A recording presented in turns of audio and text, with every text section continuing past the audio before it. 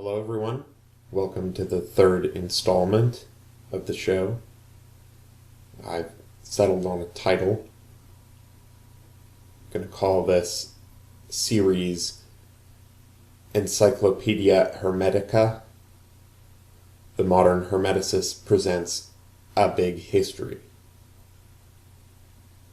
Now, there are two titles in a way, because the first title refers to the occult content that we're going to cover in this show.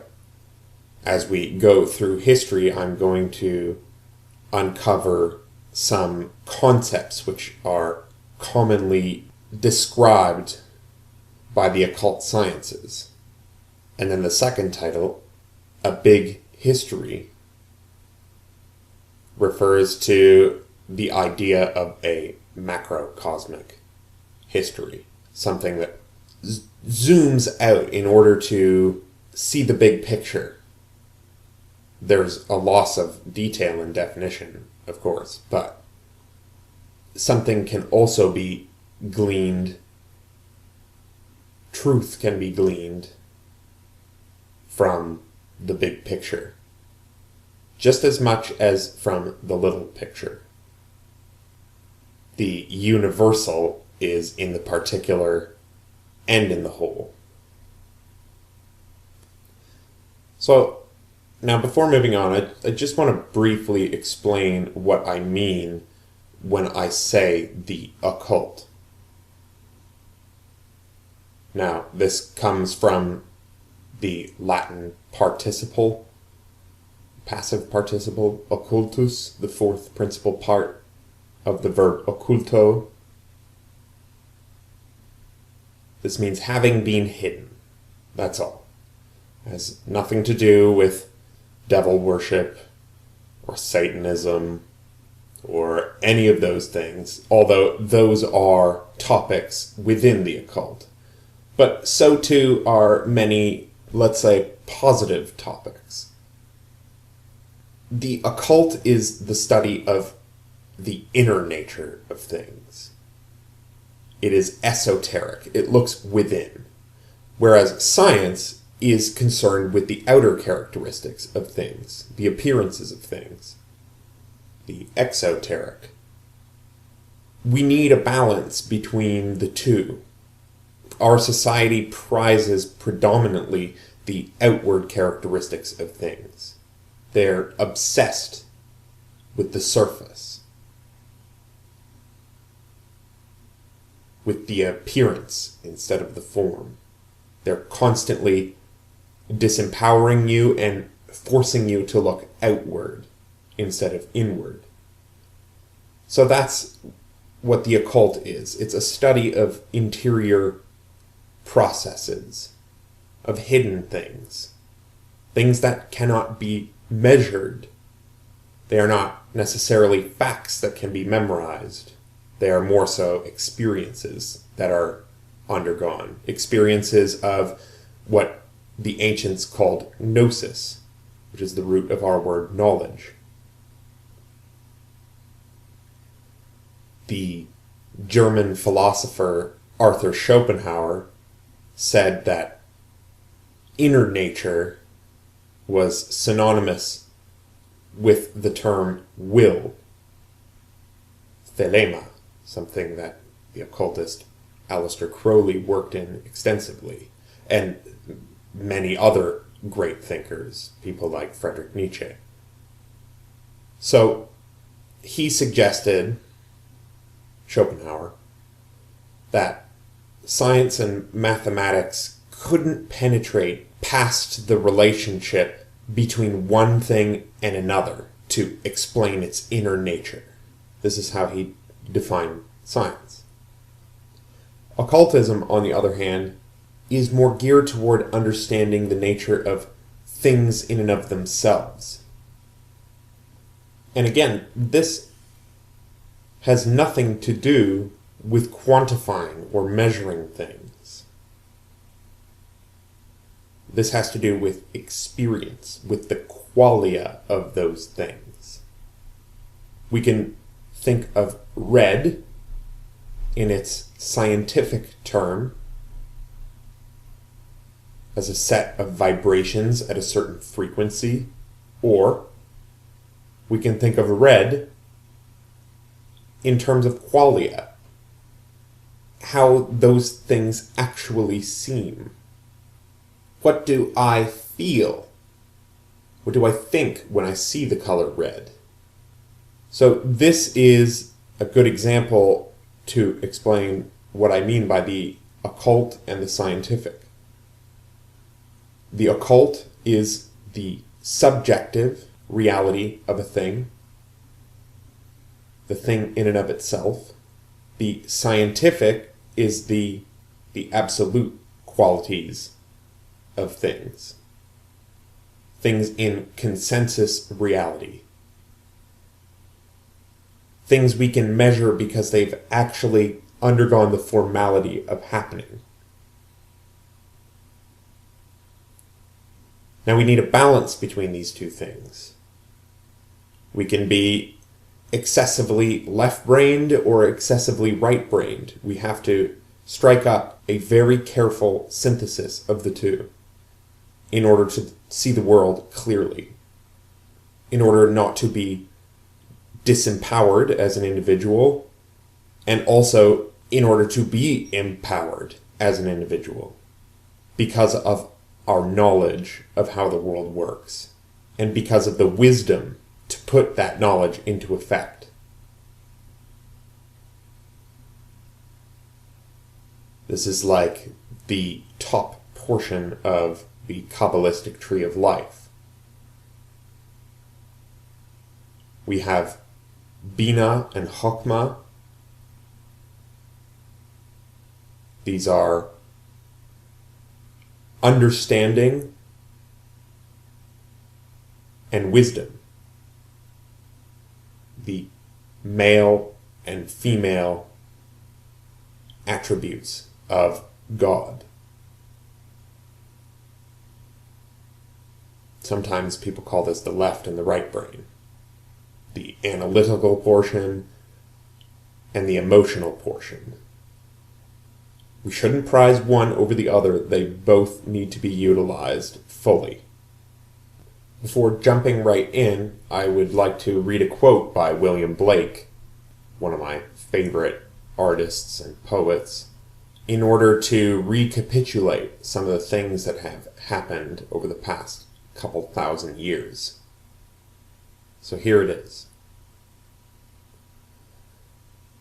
The ancient poets animated all sensible objects with gods or geniuses' minds, calling them by the names and adoring them with the properties of woods, rivers, mountains, lakes, cities, nations, and whatever their enlarged and numerous senses could perceive.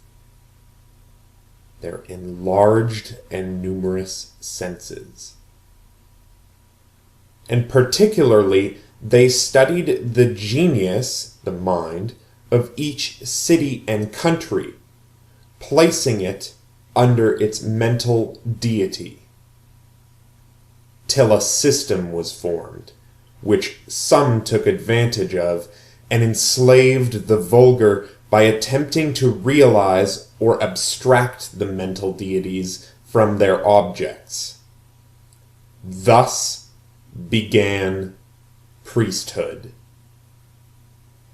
choosing forms of worship from poetic tales, and at length they pronounced that the gods had ordered such things. Thus, in this way, men forgot that all deities reside in the human breast. Now, I couldn't have put this whole process more succinctly. Everything we've been talking about is ultimately summarized in this particular passage from the marriage of heaven and hell. Now, because we're getting into the Iron Age, which starts around the year 1000 and follows the collapse of the Bronze Age system, at least in the Eastern Mediterranean, we're going to be discussing a lot of Judaic history for a time. Because one of our best documents, even though it's not to be always taken literally, one of our best documents for the Iron Age is the Old Testament. So I want to give one more William Blake quote to state my position on this ancient document that we're going to be referring back to quite often. This is what he says. All Bibles, or sacred codes, have been the causes of the following errors. 1. That man has two real existing principles.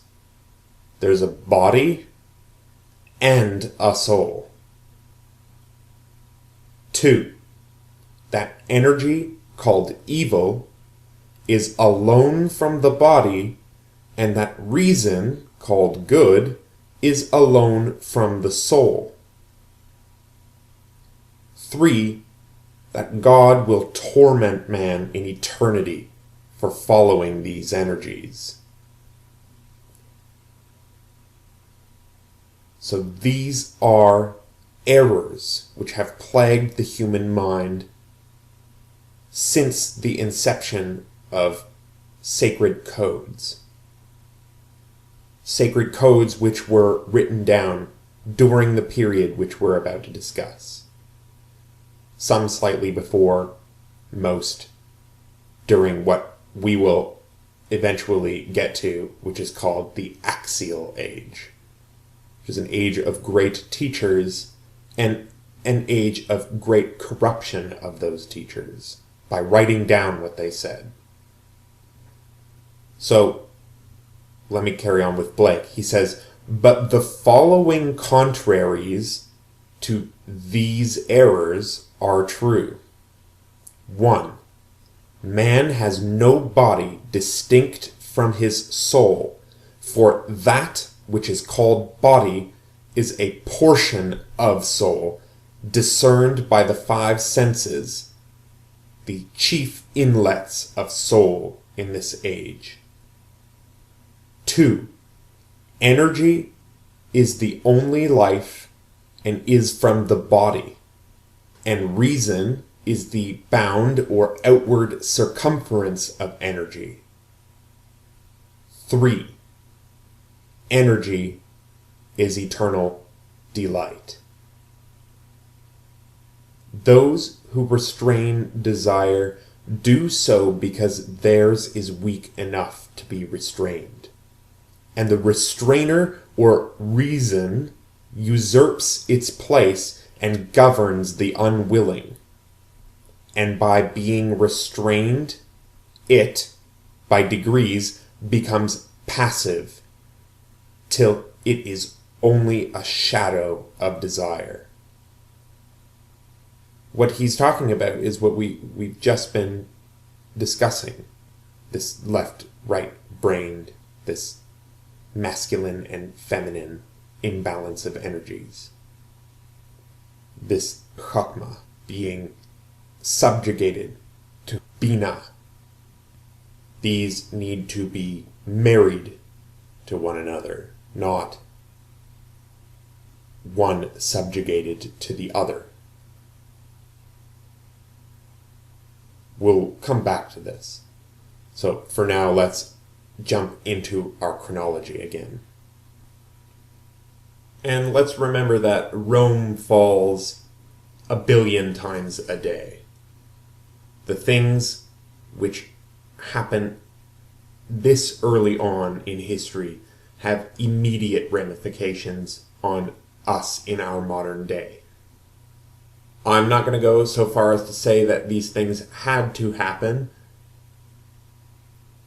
and that all of this was intentional, that it had some sort of teleological goal in mind.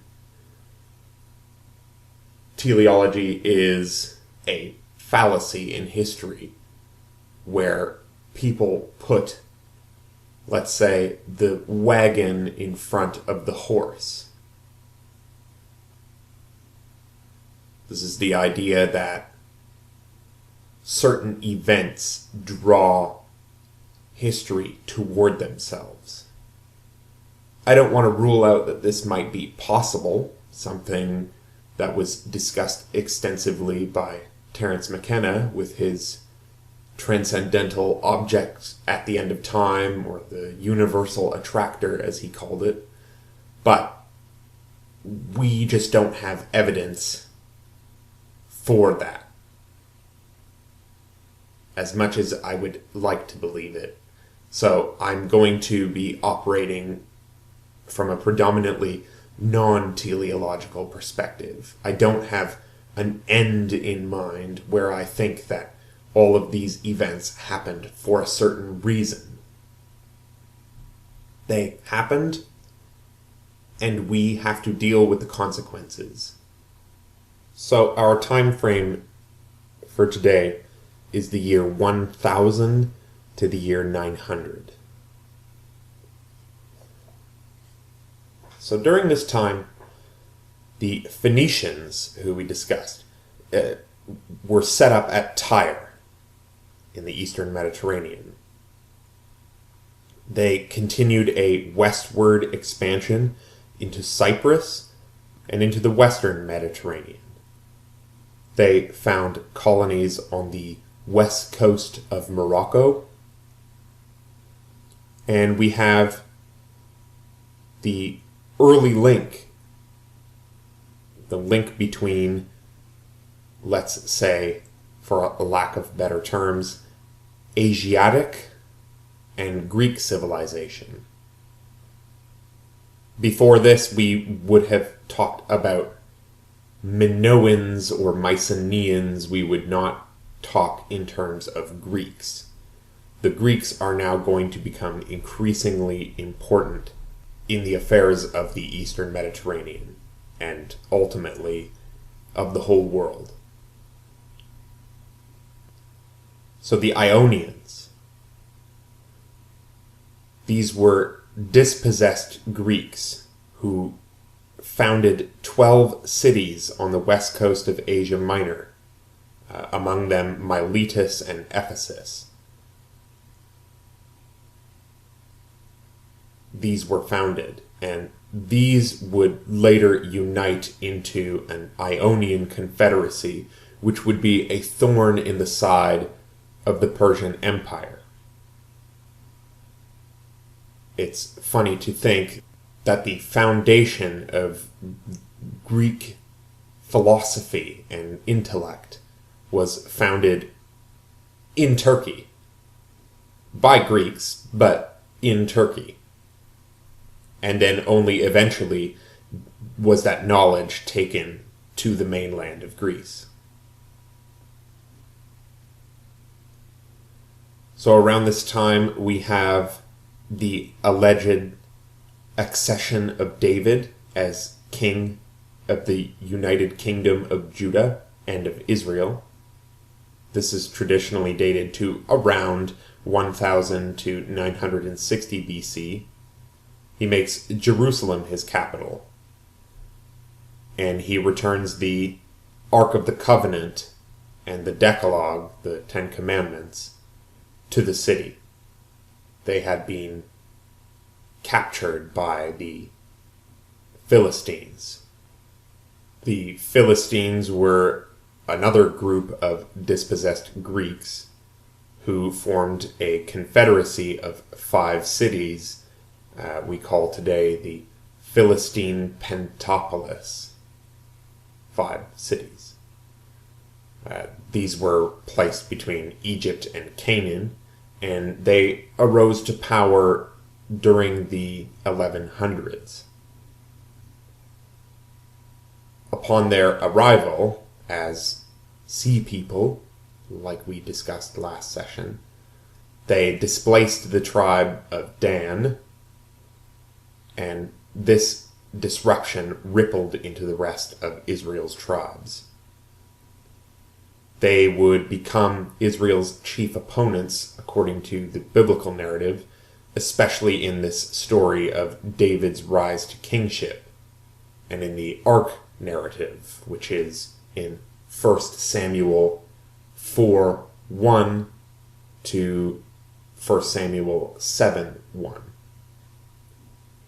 So, at the Battle of Ebenezer, which took place around the year 1050 in the traditional dating, the Philistines captured the Ark of the Covenant, which was the most sacred symbol to Israel. It was over this relic that Yahweh, the divine warrior, was enthroned. The Philistines also marched upland and destroyed the sanctuary of Yahweh at Shiloh. They brought the ark to Ashdod, and after a time, the ark began to infect everyone with tumors. They moved the ark around from city to city for 7 months, but it just killed more people. Eventually, they loaded it up with treasure and sent it back to Israel.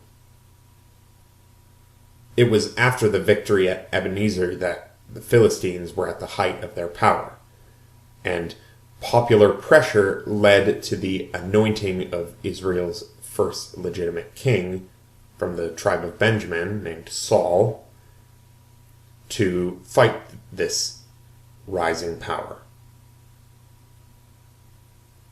It wasn't, however, until the military genius of David took command that the fortunes of war were reversed against the Philistines, and that Israel was united against a common foe.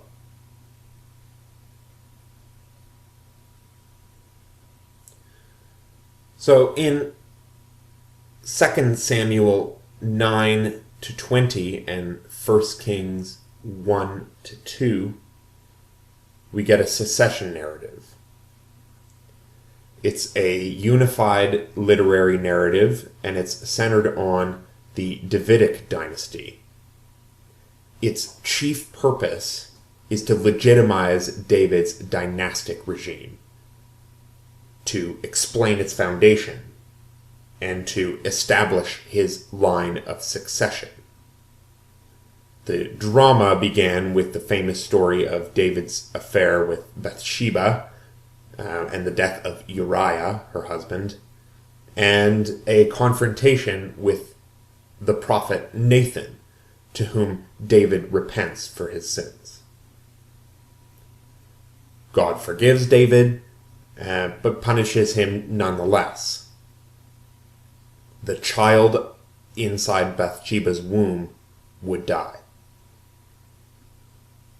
So David has other sons, but they're all wicked. They cannot serve as a king of Israel. Solomon, then, is named successor. The text in 1 King chapter 1 and 2 narrates the succession of Solomon to David's throne. So under Saul and David and Solomon, we have what's called the United Monarchy. And this was a period in Israel's history when the northern tribes of Israel and the southern tribes of Judah and Benjamin were all united under one king centered at Jerusalem. According to the biblical account, the United Monarchy was formed when there arose popular favor to the idea of a centralized tribal confederacy against the threat of the Philistines. These tribes had once been at odds with one another, and they were forced to conglomerate in face of an other. So Saul was the first of these kings, and he was anointed, he was christened, by the prophet Samuel. The second was David, who was also christened by Samuel. And the third king was Solomon, who was anointed by Nathan. On the succession of Solomon's son, Rehoboam, in 930, the country split again into two. There was the 2 tribes in the south versus the 10 tribes to the north. So the 2 tribes to the south were under Rehoboam, and the 10 tribes to the north were under Jeroboam. These are what would eventually be called the 10 lost tribes of Israel. So the Deuteronomic histories from which we get this information are clearly pro-Judah in their account of the split. They're clearly in favor of the southern 2 tribes, where power had been amassed to fight the Philistines. The accounts in the Bible are constructed around legitimizing the centrality of Jerusalem, the temple, and the Davidic dynasty to the people of Israel. So, a little more on David. David was the second and most important of the kings of a united Israel. He was chosen from among the sons of Jesse by the prophet Samuel. David first served as Saul's musician and armor-bearer, and then he was chosen to fight the Philistine champion Goliath. We all know the outcome of that story. David was traditionally responsible for conquering the Jebusite fortress of Jerusalem, which he then takes and makes his capital. He makes this the center of exclusive Yahwism. The idea that there is only one God, and it is Yahweh. Not that there are many gods and that Yahweh is the highest God, but that there is only one God, and all other gods are illusions. David is depicted by the Deuteronomic histories, in which he's the main character, as a righteous but not necessarily perfect king. He commits adultery with Bathsheba, which is another man's wife. He brings the Ark of the Covenant to Jerusalem, intending to build a temple to house it. But the prophet Nathan tells him that the temple will be built at a future date by one of David's sons. This would be Solomon. Nathan tells David that God had established a covenant with his house, and that his throne shall be established forever. Forever. People believe this. It doesn't matter if you don't believe it. Other people do, and they will act upon that belief. Keep that in mind. Ultimately, the failure of David's heirs to consistently keep the law of Moses in check, especially the exclusive monotheistic worship of Yahweh, leads to the demise of the Davidic dynasty. So there is this dynastic oracle that's then given by Nathan to David. It's in 2 Samuel chapter 7. David wants to build a temple for the Lord at Jerusalem, just like his own palace made of cedar.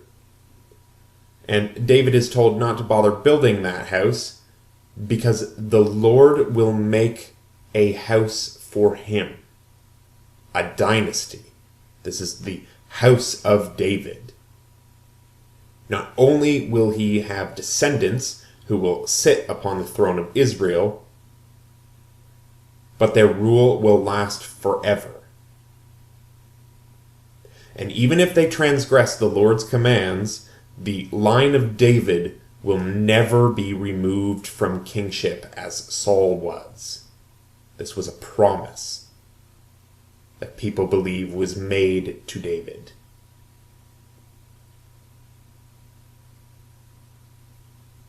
So this oracle, this prophecy, this thing given to a king by an occultist, establishes the Davidic king as standing in relationship to the Lord as a son to a father. No longer, there has long been an absence of the conception that the divine permeates all things and that we are all sons to the Father. Now the king alone is the son to the Father. And this will have ramifications to all monotheistic religions which currently exist today. So let's talk about Solomon for a moment. The great wise Solomon, who himself has both an esoteric and an exoteric history.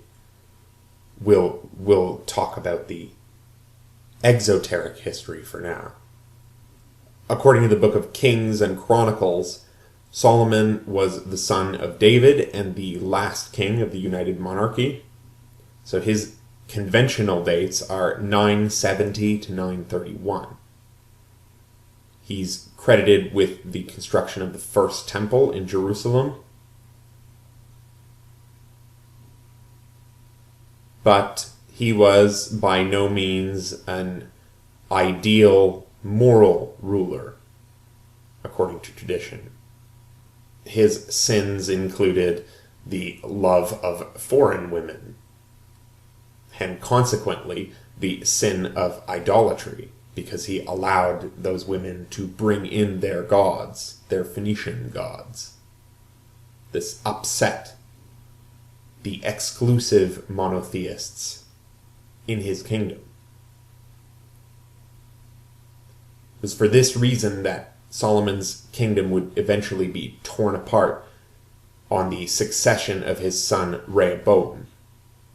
Rehoboam is the son of Solomon, and he is the king in whose reign the 10 tribes of northern Israel would rebel in 932-931 BC. As a king, Rehoboam overtaxed the people of the northern kingdoms, who were unrepresented in the south.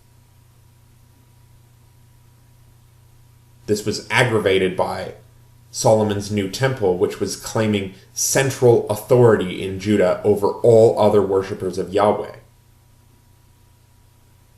So the 10 northern tribes broke away from the southern tribes, which were focused on the temple.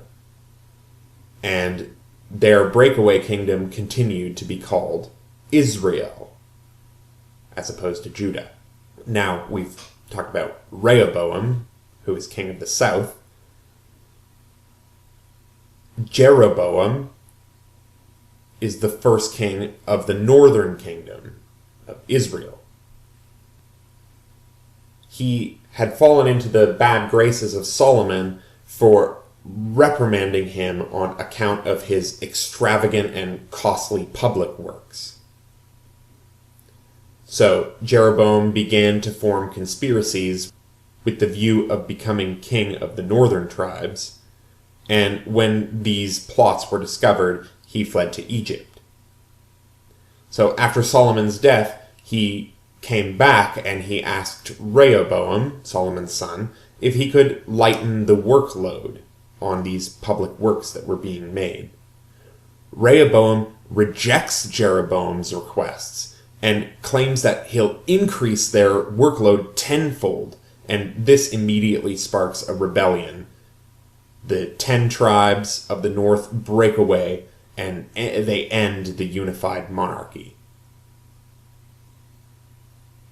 Jeroboam goes and builds a capital at Shechem, and he sets up 2 golden calves, one at Dan in the north and one at Bethel in the south. This is in order to demarcate his territory from Judah and Benjamin's territory. So, given that the Bible, the Deuteronomistic history in the Bible, is explicitly pro-Judah, pro-David, and pro-temple-centric worship, Jeroboam is described as the man who made Israel sin. He is the one who causes them all to go astray, to miss the mark. So where he had settled, Shechem, was originally a Canaanite city mentioned in the Amarna letters, which we talked about. This became the capital city of the northern kingdom of Israel. This is where Abraham had built an altar and had been given the land for all his descendants. People will always make claims to history in order to legitimize their rule or their reign. This is why I say that history is the anatomy of the present. If you want to see why some people are in power, just look at history, and you will see how they are justifying themselves in possessing that power. Okay, let's move back to Greece for a moment.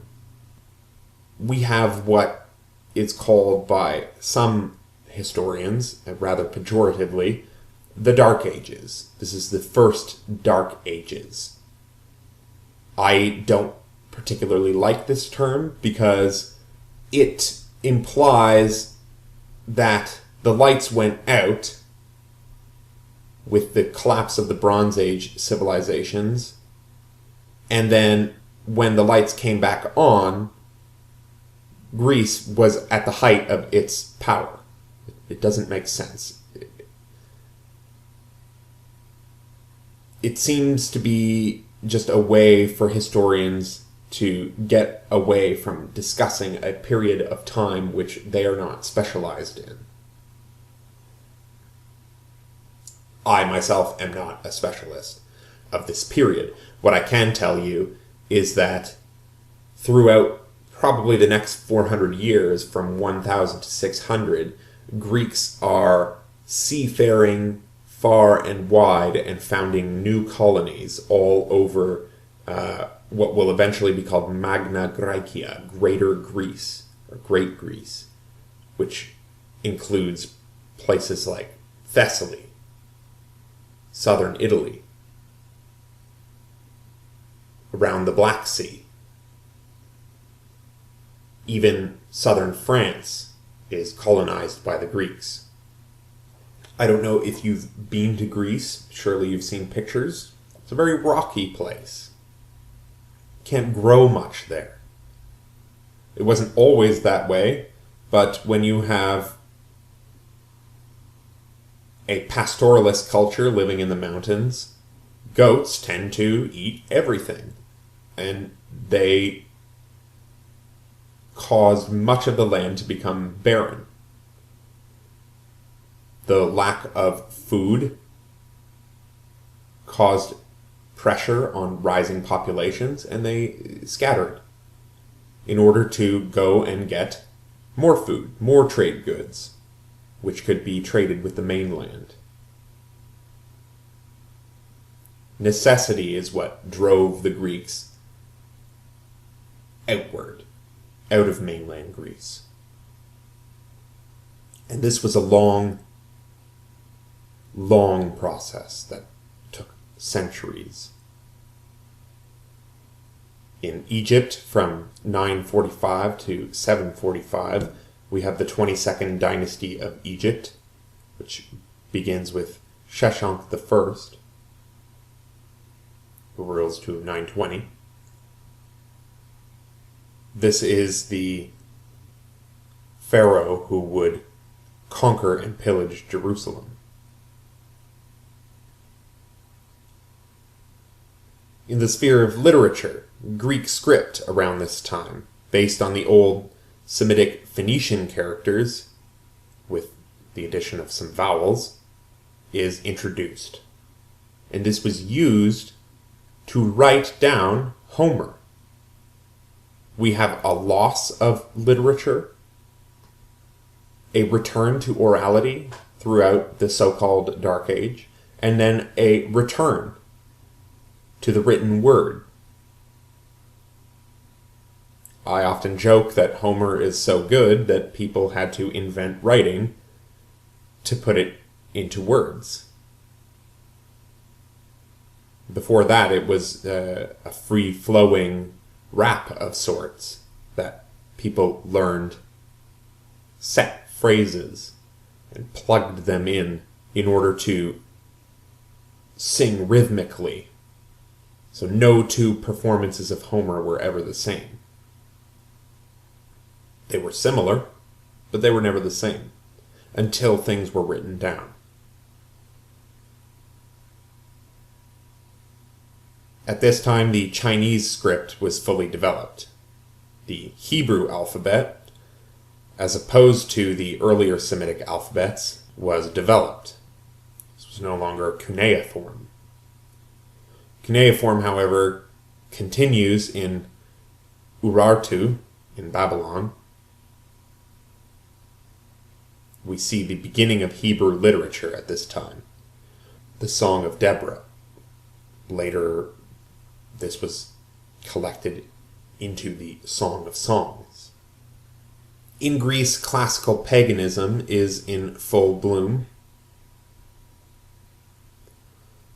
There was this notion that chaos spawned Uranos and Gaia, heaven and earth, from whom descended the Titans, who were later vanquished by Zeus, Hera, Poseidon, Demeter, Apollo, Artemis, Ares, Aphrodite, Athena, Hermes, Hephaestus, and others.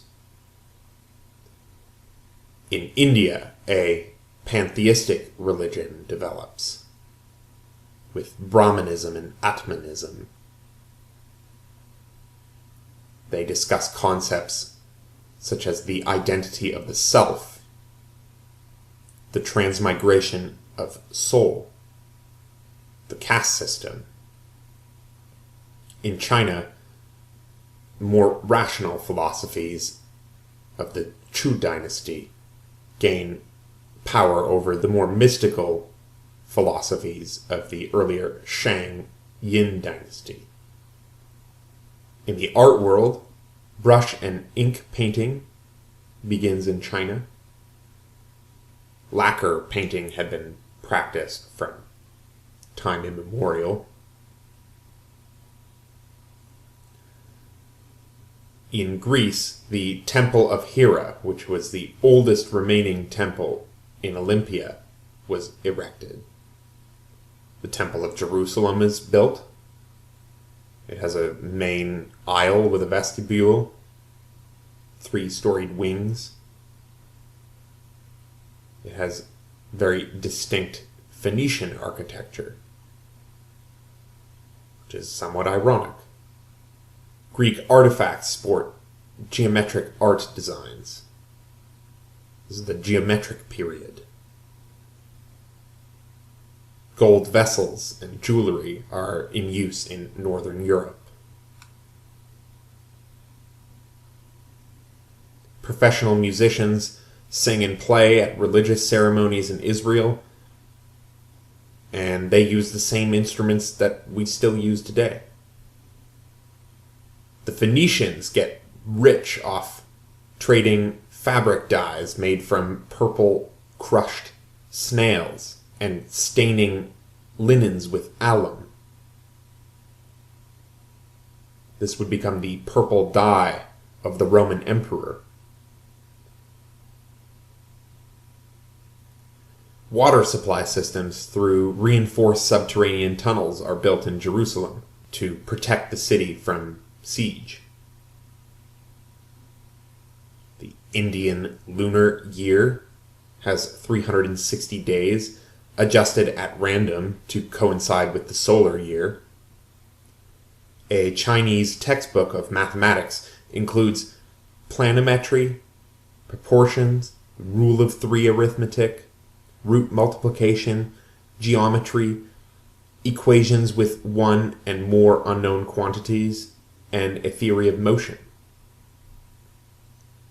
There's evidence in Sierra Nevada and California of huts built by Pinto Indians using wood interwoven with reeds and covered with loam. Chaldeans use water-filled cubes for measuring time, weight, and length. There begins a mass migration of Germanic peoples.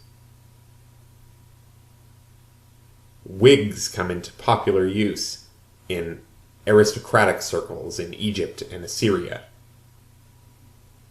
We have the first verified date of poppies being grown in Egypt around 950. Opium would have a long and rich history from this point onward, and it had a long history preceding this time too. This is just the first verified date. There is evidence that people burned opium in braziers for thousands and thousands of years before this time. The use of opium goes back into the Paleolithic.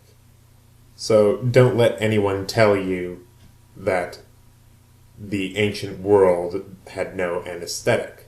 They certainly did. Perhaps they didn't have access to it at all times, but doctors were aware of it. It wouldn't be until the Ottoman period that opium would be harvested en masse for international export. That sequence of events would send ripples of chaos and destruction through the world, which we can see even today. And if you want to know the source of that chaos, just follow the money. Always follow the money. Inevitably, you will find out that the CIA imports opiates and cocaine in order to fund their projects. That's how it gets to the streets. That's how junkies have a continuous flow of these drugs, and the prisons say stock with fresh slaves. This is big business.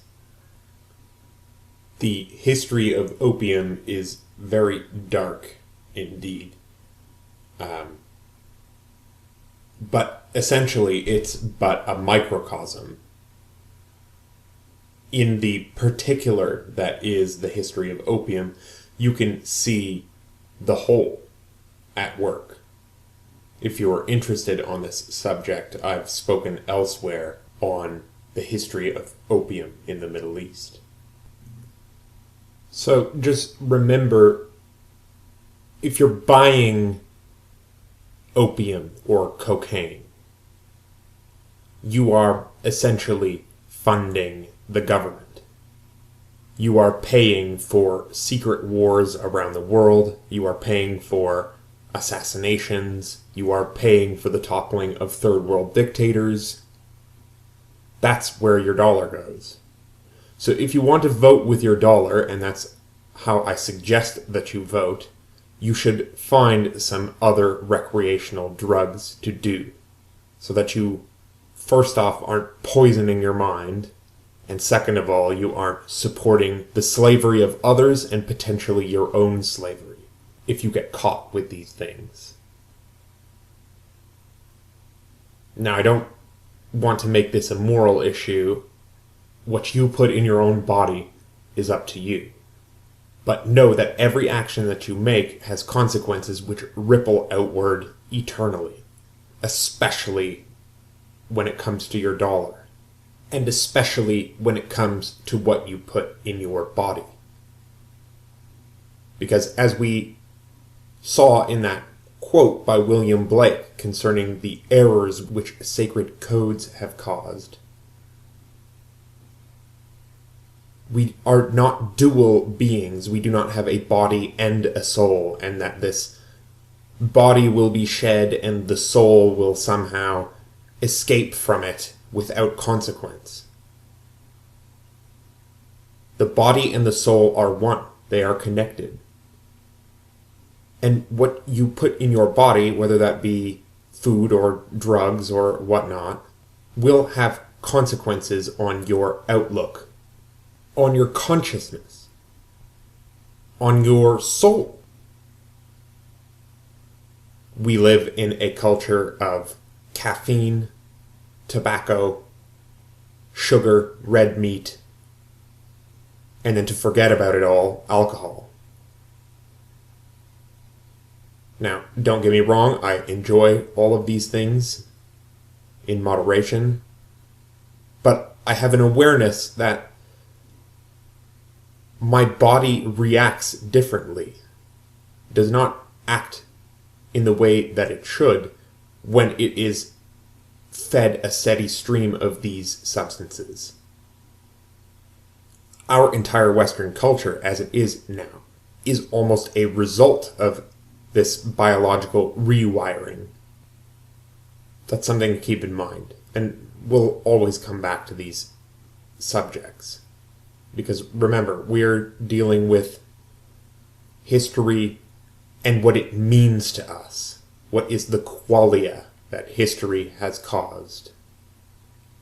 You can tint your qualia with certain substances. A qualia of the world that is tinted by, let's say, sugar and fat, a high sugar and a high fat diet, is sedated.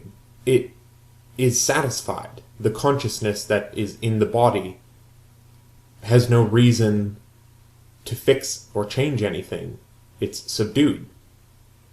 Because the biological organism at the lowest level of the tree of life, let's call this Malkuth, is satisfied. It has had its two primary biological needs met.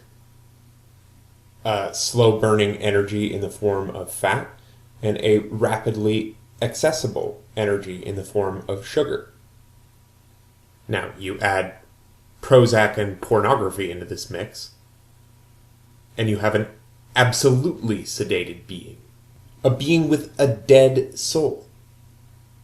I'm not saying it's permanently dead, but it is for the time being, while it's supplied with these things indefinitely.